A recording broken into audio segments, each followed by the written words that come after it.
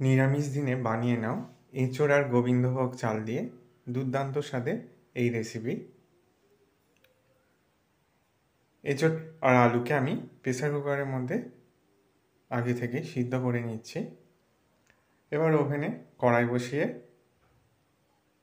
দিয়ে দিলাম সরিষার তেল। তেলটা গরম হয়ে গেলে 5 ফোড়ন, 2টো কাঁচা লঙ্কা চিড়ে দিয়ে দিয়েছি, অল্প একটু আদা পেস্ট দিয়ে দিলাম, একটু হিং দিয়ে দিলাম। ফোড়নটা একটু ভাজা হয়ে গেলে দিয়ে দিচ্ছি টমেটো কাটা, লবণ দিয়ে দিলাম যাতে করে টমেটোটা তাড়াতাড়ি গলে যায়। টমেটো গলে গেছে। এবার গোবিন্দভোগ চালটাকে আগে থেকেই ভিজিয়ে রেখেছিলাম, সেই চালটাকে দিয়ে বেশ কিছুক্ষণ সময় নিয়ে নেড়েচেড়ে চালটাকে ভেজে নিতে হবে। এরপর চালটাকে সিদ্ধ করার জন্য জল দিয়ে দিলাম। 50% সিদ্ধ হয়ে গেছে, আরও 50% সিদ্ধ করে নিতে হবে, সেই জন্য 5-6 মিনিট সময় লাগবে এখনও। ততক্ষণ এদিকে আমি একটা পাত্রের মধ্যে জল নিয়ে হলুদ গুঁড়ো আর কাশ্মীরি লঙ্কা গুঁড়ো ভালো করে মিশিয়ে নিলাম। চালটা পুরোপুরি সিদ্ধ হয়ে গেছে। এরপর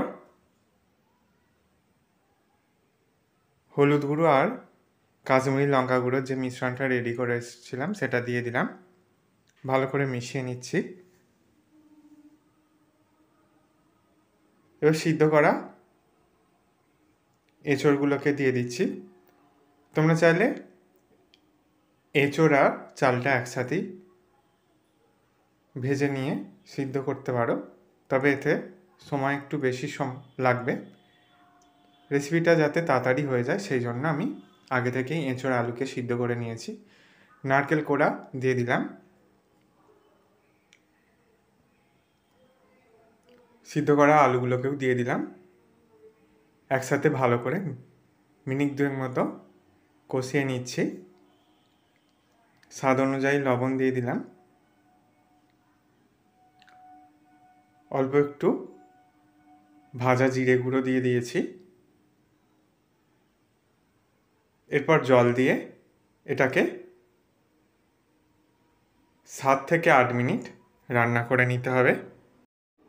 যেহেতু এটা নিরামিষ রেসিপি তাই মধ্যে স্বাদ অনুযায়ী চিনি দিয়ে দিয়েছি।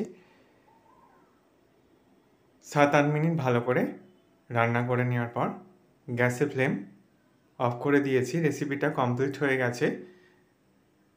তোমরা আরও একটু মাখা মাখা চাইলে এটা মাখা মাখাও করে নিতে পারো।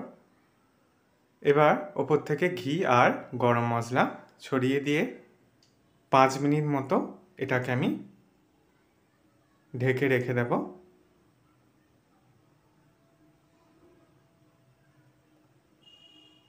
5 মিনিট পর ফিরে এলাম। রেসিপিটা ভালো লাগলে বন্ধুদের মধ্যে অনেক শেয়ার করো, লাইক কমেন্ট করতে ভুলো না। সকলে সাবধানে সুস্থ থেকো। ধন্যবাদ।